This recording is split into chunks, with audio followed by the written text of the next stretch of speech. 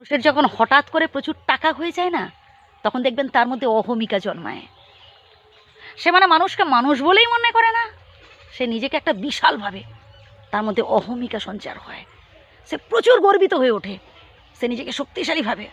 সে ভাবে আমি কোটি টাকার মালিক, এই পৃথিবীর সবাই আমার কেনা। একটা কথা বলি কি জানেন ভাই, জীবনে টাকা থাকলে সুখী হওয়া যায় না। মানুষের মন পেতে গেলে, মানুষের ভালোবাসা পেতে গেলে না, ভালোবাসা দেওয়ার চেষ্টা করবেন। ওই প্রচুর টাকার লোভ দেখিয়ে, চেয়ার গদির ভয় দেখিয়ে মানুষের মন পাবেন না। আমরা অনেকেই আছি, কাউকে 10-20 টাকা সাহায্য করে দিয়ে মানে বিশাল একটা করেছি বা বিশাল একটা কিছু করে ফেলেছি, এইরকম একটা ঢাক ঢোল পিটিয়ে বলার মতো আর কি, যে আমি এত সাহায্য করেছি, অত করেছি।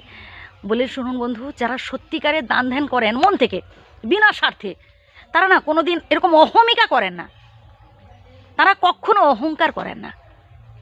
আমি এমন অনেক মানুষকে দেখেছি ভাই, যারা গরিব দুস্থ অসহায় মানুষের তাদের বাড়িতে আসে না, দূর দূর করে তাদের অপমান করে দাঁড়ায়।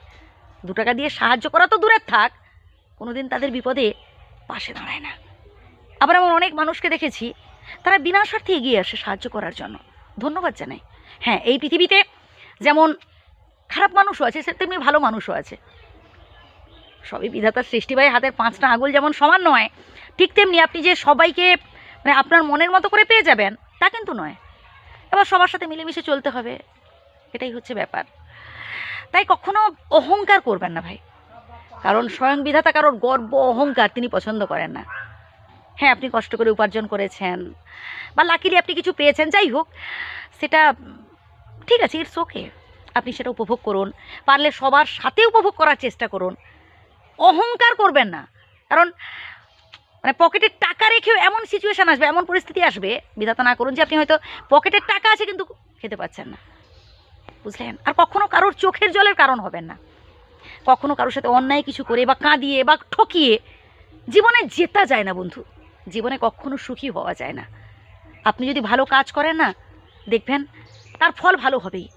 আর আপনি যদি খারাপ কাজ করেন, আপনি যদি কাউকে কষ্ট দিয়ে কিছু পেয়ে থাকেন, কাউকে ঠকিয়ে, কাউকে প্রলোভন দেখিয়ে, কারোর থেকে ছিনিয়ে নিয়ে নেওয়া বা লুকিয়ে নিয়ে নেওয়া, ভুলিয়ে ভালিয়ে নিয়ে নেওয়া, দিয়ে ভাবা যে আমি জিতে গেছি, আমি কোটি টাকা পেয়ে গেছি, আমি বিশাল সুখী হয়ে যেতে পারবো, ভুল ভাবছেন ভাই, কোনোদিনও সুখী হতে পারবেন না।